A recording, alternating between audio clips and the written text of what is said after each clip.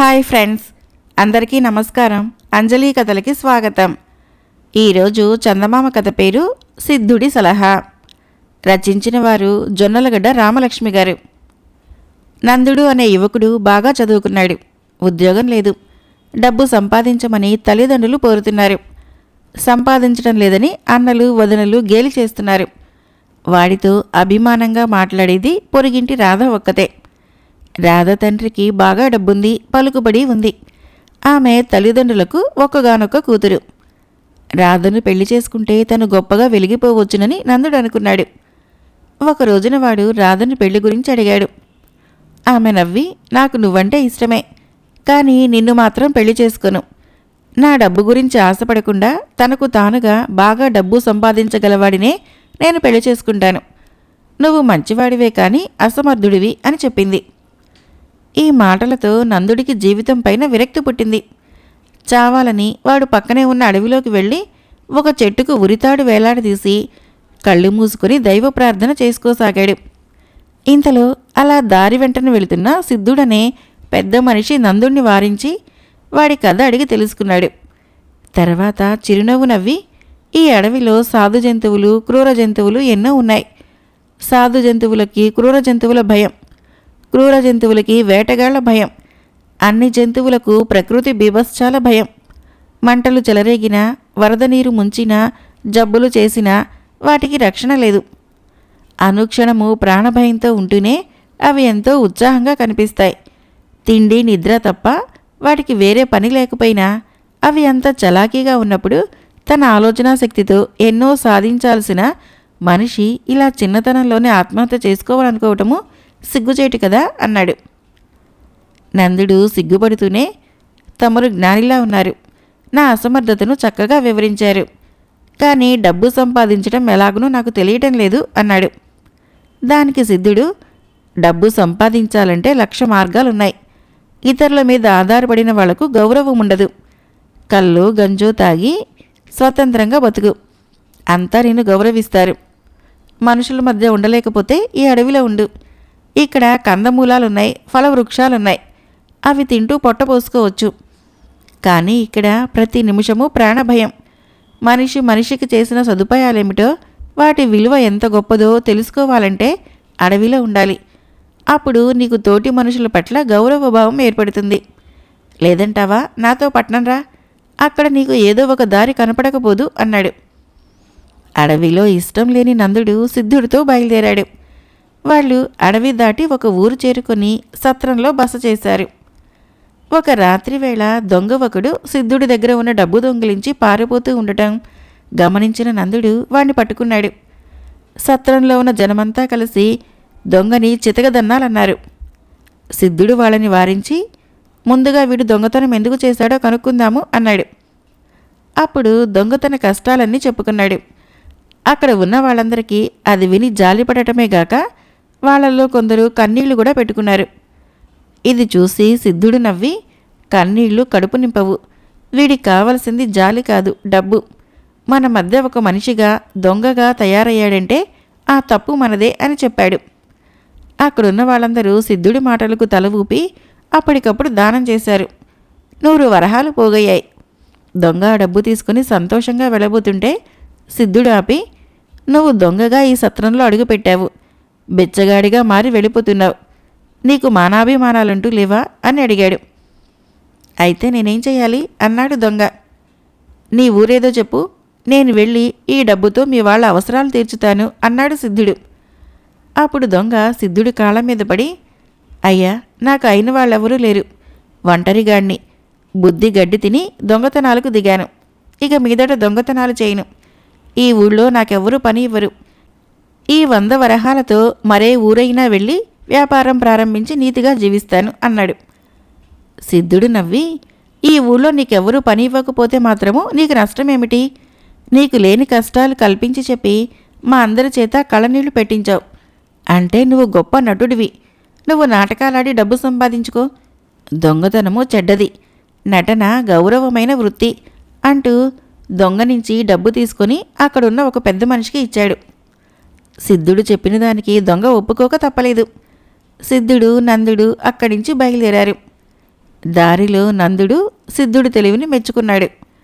దానికి సిద్ధుడు, కొందరు అవసరం కోసం దొంగతనాలు చేస్తారు, కొందరు కష్టపడలేక దొంగతనాలు చేస్తారు. మనకు దానగుణం ఉంటే సరిపోదు, ఆ దానము సరిగ్గా ఉపయోగపడేలా చూడటం కూడా మన బాధ్యత అన్నాడు. మీ వంటి మహాజ్ఞానులు ఊరూరా ఉంటే ఎంతో బాగుంటుంది.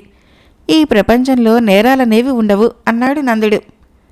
జ్ఞానం అందరికీ అంటదు, అలాగే జ్ఞాని అందరికీ ఉపయోగపడడు. ఈ ప్రపంచానికి అవసరమైనది జ్ఞానం కాదు, డబ్బు. ఆ డబ్బు కోసమే దొంగతనం చేయబోయాడు.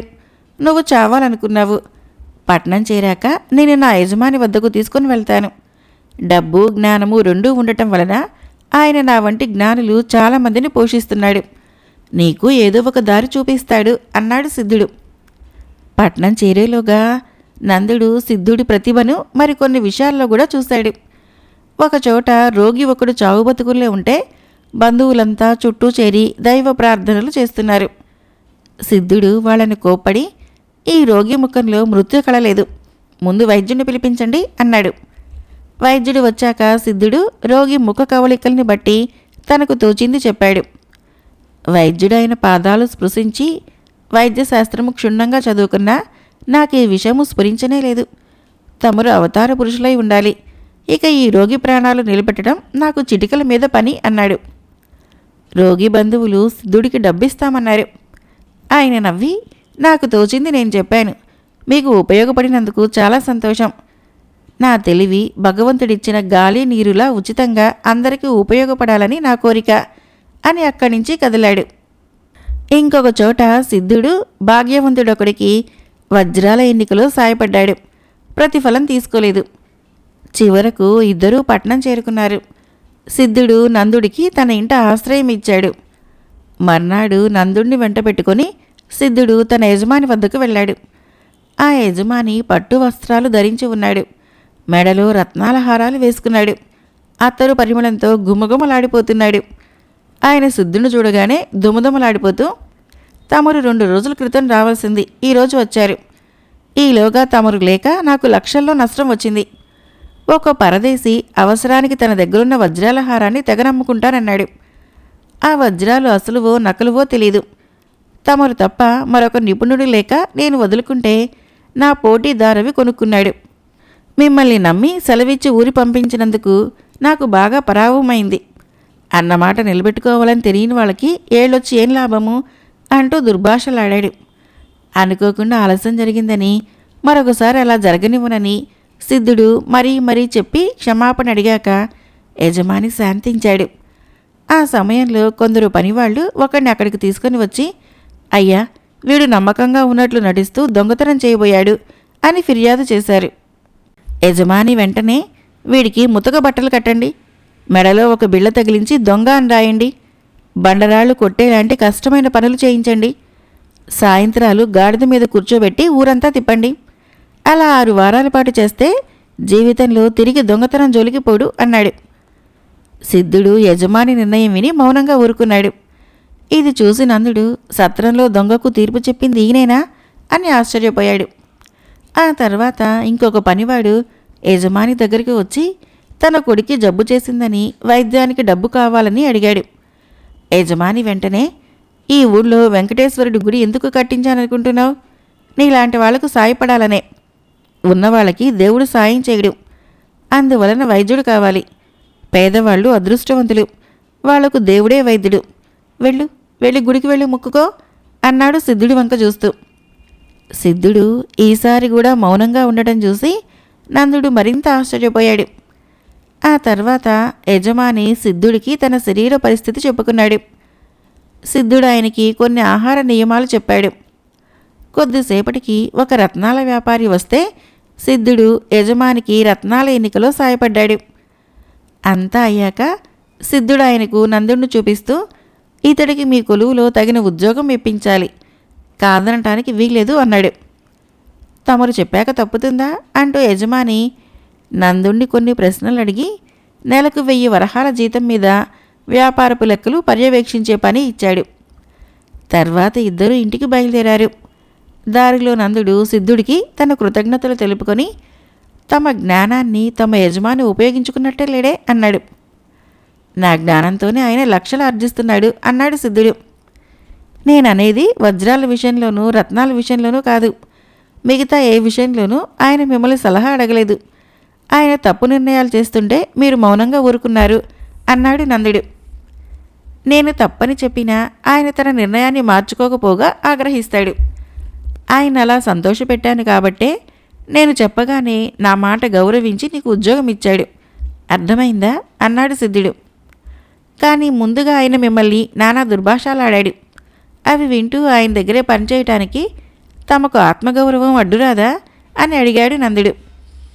దానికి సిద్ధుడు నవ్వి, అజ్ఞానికి డబ్బే ముఖ్యం. డబ్బు కోసం ఏమైనా చేయవచ్చు. నేను అజ్ఞానిని కాక జ్ఞానినే అయితే ఆత్మగౌరవం అన్న పదానికి అర్థమే ఉండదు. ఆత్మ స్వయం ప్రకాశం, నిత్య నూతనం. దానికే మలినము అంటదు.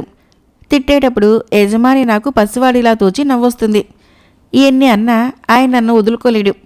నా వల్ల ఆయనకి చాలా ప్రయోజనాలు ఉన్నాయి. నేను ఆయనను వదులుకుందామంటే కుదరదు. నా తెలివిని ఆయన సొమ్ము చేసుకోగలడు, కానీ ఆ పని నా చేత మాత్రం కాదు. ఆయన వల్లనే నా జీవితం సుఖంగా ఉంది. ఇక జ్ఞానం సంగతి అంటావా? జ్ఞానవంతుడైన వాడికి, అడగని వారికి, అవసరం లేదనుకున్న వారికి సలహాలు ఇవ్వబోవడం నిష్ప్రయోజనమని తెలుసు అన్నాడు. నందుడి సందేహాలన్నీ తొలగిపోయాయి.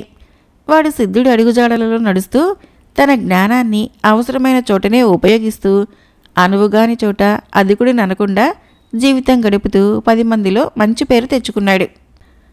మరొక కథ పేరు జ్ఞానము పాండిత్యము. రంగనాథపురంలో పాండురంగడనే వ్యాపారి ఉండేవాడు. ఆయన వ్యాపారము 3 పువ్వులు 6 కాయలుగా నడుస్తున్నది.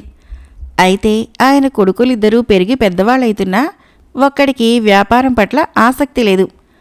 పాండురంగడి పెద్ద కొడుకు శ్రీనాథుడు ఏకసంధాగ్రాహి. ఎంత క్లిష్టమైన గ్రంథాన్నైనా సరే ఒక్కసారి చదివితే చాలు, వాడికి పూర్తిగా గుర్తుండిపోయేది. గొప్ప పండితుడు కావాలనేది వాడి కోరిక. శ్రీనాథుడి తమ్ముడు కమలనాభుడు కూడా విద్యావంతుడు కావాలని కలలు కంటున్నాడు. నిఘంటువు సహాయంతో కావ్యాలలోని పద్యాలను అర్థం చేసుకొని ఆకలింపు చేసుకుంటూ తన జ్ఞానతృష్ణను తీర్చుకుంటున్నాడు వాడు. ఒక రోజున పాండురంగడి ఇంటికి బృహస్పతి అనే గురువు వచ్చాడు. ఆయన సమీపారణ్యంలో గురుకులాశ్రమం నడుపుతున్నాడు. అప్పుడప్పుడు దేశ సంచారం చేసి తనకు శిష్యులు కాదగ్గ వారిని ఎన్నిక చేసుకుంటాడు ఆయన. పాండురంగడు తన కొడుకుల గురించి ఆయనకు చెప్పుకుని, నా కుమారులు విద్యావంతులు కావటం నాకు ఇష్టమే, కానీ నా వ్యాపారానికి వారసులు కావాలి కదా. తమరు వాళ్ళిద్దరినీ పరీక్షించి వాళ్ళల్లో ఒక్కడైనా వ్యాపారం చేయడానికి ఒప్పించండి అని కోరాడు. బృహస్పతి శ్రీనాథుణ్ణి పిలిచి ఏమేమి గ్రంథాలు చదివింది అడిగి తెలుసుకొని ఆశ్చర్యపడ్డాడు. ఆయా గ్రంథాల్లో ఏ మూల ఉన్న విషయాన్ని అడిగినా వాడు మక్కీగా అప్పచెప్పాడు. తరువాత బృహస్పతి కమలనాభుణ్ణి పిలిచి కొన్ని ప్రశ్నలు వేశాడు. వాడు చాలా గ్రంథాలే చదివాడు, కానీ ఏది కూలంకషంగా రాదు. ప్రతి గ్రంథంలోనూ వాడికి నచ్చిన భాగాలు కొన్ని ఆకలింపు చేసుకున్నాడు. నువ్వు చాలా పుస్తకాలే చదివావు, కానీ ఒక్కటి పూర్తి చేయలేదు. అందువలన నీది మిడిమిడి జ్ఞానం అన్నాడు బృహస్పతి. ఆర్య, ఆ విషయం నాకు తెలుసు. అయితే మొత్తం పుస్తకాన్ని ఆకలింపు చేసుకునే శక్తి నాకు లేదు. నాకు ఆసక్తి కలిగించే భాగాల్ని మాత్రము ఎలాగో కష్టపడి అర్థం చేసుకుంటున్నాను అన్నాడు కమలనాభుడు. బృహస్పతి వాడితో ఇంకేమీ చెప్పలేదు. ఆయన పాండురంగనితో, నీ పెద్ద కొడుకు వ్యాపారానికి పనికి వస్తాడు, రెండోవాడు పండితుడైతాడు. ఇద్దరిని కొంతకాలం పాటు నా ఆశ్రమానికి తీసుకుని వెళ్ళి కొన్నాళ్ళు ఉంచుకొని పంపిస్తాను అన్నాడు. పాండురంగుడు ఆశ్చర్యంగా, ఎలాంటి పుస్తకాన్నైనా ఇట్టే కంఠస్థం చేసే పెద్దవాడిని వ్యాపారిని చేస్తానంటున్నారు, మిడిమిడి జ్ఞానంతో ఉన్న చిన్నవాడిని పండితుడిని చేస్తామంటున్నారు. మీరు ఈ విషయమై లోతుగా ఆలోచించినట్లు లేదు అన్నాడు. దానికి బృహస్పతి మందహాసం చేసి, ఆ విషయం నీకు రేపటికల్లా అర్థమవుతుంది. ఈలోగా నేను నీకొక సాయం చేయదలిచాను. నాకు వైద్యశాస్త్రంలో ప్రవేశం ఉంది. మీ ఇంట్లో ఎవరైనా వింత రకం జబ్బుతో బాధపడుతుంటే చెప్పు, మంచి మందిచ్చి వెళతాను అన్నాడు. పాండురంగుడు ఇంటిల్లిపాదిని ఒకచోట సమావేశపరిచి బృహస్పతి అన్న మాటలు చెప్పాడు. వెంటనే అందరూ తమకున్న జబ్బుల గురించి చెప్పుకున్నారు. వారిలో పాండురంగడి తల్లి వింత జబ్బుగా ఉన్నది. ఆవిడకు పిల్లిని చూస్తే తలనొప్పి వస్తుంది. పిల్లి వెళ్ళిపోయిన తర్వాత కాసేపటికది మాయమైపోతుంది. ఈ మాటలు విని బృహస్పతి అప్పటికప్పుడు తాళపత్రాలపైన ఏదో రాసి పాండురంగడికిచ్చి, ఇందులో నీ తల్లి జబ్బుకు చికిత్స వివరాలు రాశాను. రాత్రిపూట ఏకాంతంలో చదివి ఇందులో విశేషాలు అర్థం చేసుకో. రేపు మనం కలుసుకున్నప్పుడు వివరాలు నాకు చెప్పు. ఇంతవరకు ఇందులోని విశేషాల గురించి ఎవరితోనూ మాట్లాడకూడదు అన్నాడు. తర్వాత ఆయన శ్రీనాథుడికి, కమలనాభుడికి 2 తాళపత్ర గ్రంథాలిచ్చి, వైద్యశాస్త్రానికి సంబంధించిన గ్రంథానికి 2 ప్రతులు నా దగ్గరుంటే మీకు ఇస్తున్నాను. ఒక్క రాత్రిలో మీరు ఈ గ్రంథాన్ని ఎంతగా అర్థం చేసుకోగలరో ప్రయత్నించండి అని చెప్పాడు. ఆ రోజు గడిచింది. మర్నాడందరూ సమావేశమైనప్పుడు ముందుగా పాండురంగడు, ఆర్య, నాకు సంస్కృత భాష రాదు. తమరు తాళపత్రాల మీద ఆ భాషలో రాసిన శ్లోకాలని అర్థం చేసుకోవడం నా వల్ల కాలేదు అన్నాడు. బృహస్పతి నవ్వి శ్రీనాథుడి వంక చూశాడు. వాడి గర్వంగా, మీరిచ్చిన గ్రంథాన్ని పూర్తిగా కంఠస్థం చేశాను. ఎక్కడి శ్లోకాన్నైనా అడగండి, అప్పచెబుతాను అన్నాడు. బృహస్పతి వాడిని పలు విధాలా పరీక్షించి, మొత్తం గ్రంథాన్ని కంఠస్థం చేయగలిగావు. ఒక్క రోజులో ఇది సాధించడం సామాన్యం కాదు. నువ్వు అసాధారణ ప్రజ్ఞావంతుడివి అని మెచ్చుకుని కమలనాథుడి వంక చూశాడు. కమలనాభుడు వినయంగా తల వంచుకొని, ఈ గ్రంథంలోని భాష చాలా క్లిష్టంగా ఉంది. అందువలన నాకది ఆకలింపు చేసుకోవడం చేతకాలేదు. అయితే ఇందులో ఒకచోట మా బామ్మ జబ్బుకు సంబంధించిన ప్రసక్తి కనపడింది. ఆ కాస్త నిఘంటువు సాయంతో అర్థం చేసుకున్నాను. ఆవిడ జబ్బును పెరటి మొక్కల సాయంతోనే నయం చేయవచ్చును అని చెప్పాడు. ఇందుకు బృహస్పతి తల్లాడించి, శ్రీనాథుడి జ్ఞాపక శక్తి అద్భుతమైనది. వ్యాపారస్తుడికి జ్ఞాపక శక్తి ఎన్నో విధాలా పనికి వస్తుంది. అందుకే నేను శ్రీనాథుడిని నా వద్ద కొన్నాళ్ళుంచుకొని వ్యాపారస్తుడిగా తీర్చిదిద్దాలనుకుంటున్నాను. కమలనాభుడు గొప్ప పండితుడు కాగలడని నా నమ్మకము. వాడిని విద్యావంతుడిగా తీర్చిదిద్దే బాధ్యత కూడా నాదే అన్నాడు. ఈ నిర్ణయం అన్యాయమని, తనకు పండితుడు కావాలని ఉన్నదని శ్రీనాథుడు గోలపెట్టాడు. అప్పుడు బృహస్పతి గంభీరంగా, నా నిర్ణయం సరైందేనని ఈ పాటికి కనీసం నీ తండ్రికైనా చక్కగా తెలిసి ఉంటుంది. పాండురంగ, నీ అభిప్రాయం ఏమిటో చెప్పు అన్నాడు. పాండురంగుడు కొంతసేపు మౌనంగా ఆలోచించి ఊరుకొని తర్వాత, శ్రీనాథుడు పుస్తకం వంటివాడు. పుస్తకంలో ఉన్న విషయాలన్నింటినీ తన జ్ఞాపక శక్తి సహాయంతో మెదడులోకి ఎక్కించగలడు. కానీ అందువలన ప్రయోజనమేమిటి? తను కంఠస్థం చేసిన గ్రంథంలో బామ్మకు వైద్య చికిత్స ఉన్నదని కూడా వాడికి తెలియదు. భాషరాని వాడికి పుస్తకం ఉపయోగపడదనటానికి నా అనుభవమే రుజువు. వైద్య చికిత్స ఎలా చేయాలో సంస్కృత భాషలో ఉండటం వలన నేను అర్థం చేసుకోలేకపోయాను. పాండిత్యం లేని వాడి జ్ఞానము వృధా అని శ్రీనాథుడు రుజువు చేశాడు.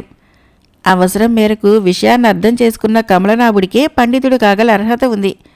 ఈ విషయాన్ని అందరికీ అర్థమయ్యేలా చెప్పిన బృహస్పతి గురువర్యులకు మనమందరము కృతజ్ఞులై ఉండాలి అన్నాడు. ఆ తర్వాత పాండురంగడి తల్లికి చికిత్స జరిగింది. బృహస్పతి వద్ద శిక్షణ పొందిన శ్రీనాథుడు గొప్ప వ్యాపారిగాను, కమలనాభుడు గొప్ప పండితుడుగాను క్రమంగా పేరు తెచ్చుకున్నారు. మరొక కథ పేరు చేపల దొంగ. ఇది 20 ఏళ్ల నాటి చందమామ కథ. ఒక బెస్త గ్రామంలో బుచ్చయ్య, లక్ష్మి అనే దంపతులున్నారు. బుచ్చయ్య తెలివితేటలు లేనివాడు. అందుచేత లక్ష్మి తన తెలివితేటలతోనే సంసారం మీదకొచ్చేది. బుచ్చయ్య నలుగురితోనూ కలిసి సముద్రం మీదకి తెప్పల్లో వెళ్ళేవాడు. అందరూ కలిసి పట్టిన చేపల్లో అతని వంతు అతనికిచ్చేవారు. ఆ చేపలు అమ్మగా వచ్చిన డబ్బుతో లక్ష్మి ఇంటి ఖర్చులన్నీ గడిపేది. ఒకరోజు బుచ్చయ్యకు చేపల కూర తినాలనిపించింది. ఆ రోజు తమ వంతు వచ్చిన చేపల్ని అమ్మటానికి అతడు ఒప్పుకోక వాటిని కూర వండమని పెళ్ళాం దగ్గర మారం చేశాడు. ఎంత చెప్పినా వినకపోయేసరికి, సరే అయితే ఈ చేపలు పట్టుకుపోయి వాసన పోయేటట్లు కడిగి తీసుకురా అన్నది లక్ష్మి తన మొగుడితో. బుచ్చయ్యకు పరమానందమైంది. అతను చేపల బుట్ట పట్టుకుని చెరువుకేసి బయలుదేరాడు. దారిలో వీరయ్య అనేవాడు ఎదురై, ఏం బుచ్చయ్య, ఎక్కడిదాకా అని అడిగాడు. ఈ చేపలు చెరువులో కడిగి వాసన పోగొట్టి తెమ్మన్నది మా ఇంటిది. ఇవాళ చేపల కూర తింటాము అన్నాడు బుచ్చయ్య సంతోషంగా. చేపల వాసన కడిగితే పోతుందా? వాటిని ఎండబెట్టాలి. ఇదిగో చూడు, నా దగ్గర 4 ఎండు చేపలున్నాయి. నాకు నీ పచ్చి చేపలిచ్చి ఈ ఎండు చేపలు పట్టుకెళ్ళి కూర వండించుకో అన్నాడు వీరయ్య. అతడు తన నెత్తిమీద తట్టలో నుంచి 4 ఎండు చేపలు తీసి బుచ్చయ్యకిచ్చి అతని పచ్చి చేపలు తీసుకుని త్వరగా జారుకున్నాడు. అసలు సంగతి ఏమిటంటే, ఆ రోజే రేవులోకి వచ్చిన ఒక వర్తకపు ఓడ నుంచి వీరయ్య ఆ చేపలను దొంగిలించాడు. దొంగతనం బయటపడే పక్షంలో తన దగ్గర ఎండు చేపలు కనిపించడం మంచిది కాదు. ఆ పరిస్థితుల్లో వీరయ్యకు వెర్రిబాగులు బుచ్చయ్య దొరికాడు. అదే అవకాశంగా తాను దొంగిలించిన చేపలను అతడికి తెలివిగా అంటగట్టాడు. బుచ్చయ్య ఎండు చేపలను ఇంటికి తీసుకుని పోయి, ఇక కూర వండు అన్నాడు భార్యతో. నువ్వు పట్టుకుపోయిన పచ్చి చేపలేవి అని లక్ష్మి అడిగింది. బుచ్చయ్య జరిగిన సంగతి చెప్పాడు. తన భర్త తెలివితేటలు ఎరిగినవే కనుక లక్ష్మి ఏమీ అనకుండా కూరకు ఒక్క చేపను తీసి ఉంచి మిగిలినవి అమ్ముకురమ్మని బుచ్చయ్యను పంపించింది. బుచ్చయ్య వాటిని తీసుకుని ఊళ్ళోకి వెళ్ళాడు. ఆ తర్వాత ఆమె ఎండు చేపను తరిగేసరికి దాని పొట్టలో నుంచి తళతళా మెరుస్తూ ఒక వజ్రం బయటపడింది. ఓడగల వర్తకుడు తన వద్ద ఉండే పెద్ద వజ్రాలు కొన్నింటిని దొంగల భయం కొద్దీ ఎండు చేపల్లో దాచాడు.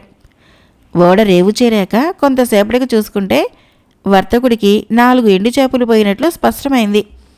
వెంటనే అతడు రాజుగారి దగ్గరికి వెళ్ళి తన ఓడలో 4 చేపలు పోయాయని, వాటిలో తాను మణులను దాచానని చెప్పాడు.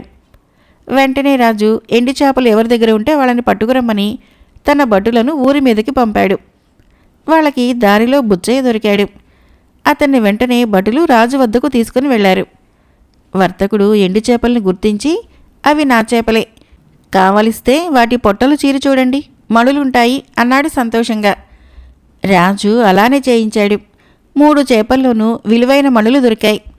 ఇంకొక చేప కూడా ఉండాలి అన్నాడు వర్తకుడు. ఈ చేపలను నువ్వేనా ఈ వర్తకుడి ఓడలో నుంచి దొంగతనం చేసింది అని రాజు బుచ్చయ్యని అడిగాడు. నాకు ఓడ సంగతే తెలీదు. వీరయ్య నా దగ్గర పచ్చి చేపలు తీసుకుని ఈ ఎండు చేపలు 4 ఇచ్చాడు.